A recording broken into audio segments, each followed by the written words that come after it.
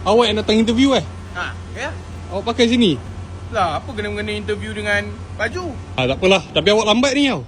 Alah, lambat pun jadi isu ke? Awak jangan sampai saya report HR dengan Jabatan Buruh Kerja Raya. Kerja pun belum dapat lagi.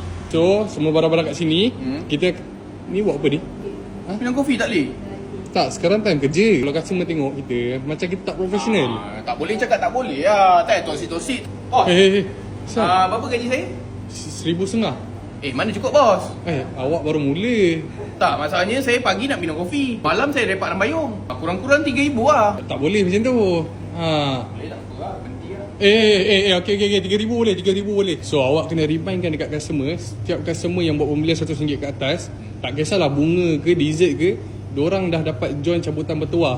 Ini bukan kerja saya cashier. Kita kat sini, semua orang kena multitask, man.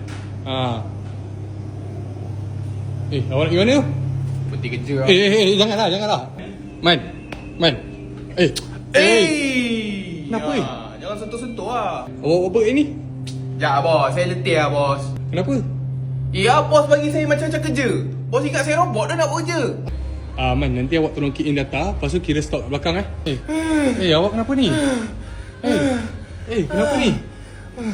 Bos jangan pressure saya bos. Saya anxiety tau. Saya kena jaga mental health saya. Man, awak buat apa Awak jangan main phone time waktu kerja. Ayolah bos, bukan ada customer pun. Nampak kita tak profesional lah, man. Jangan keluar. Kenapa nak keluar? Saya nak balik lah. Tak apa, tengok balik. Tak apa. Man, aku gerak dulu tau. Dah habis waktu kerja ni. Kita jumpa kat Rembayung malam ni. Man. Saya lupa nak cakap, malam ni awak OT Awak siapa?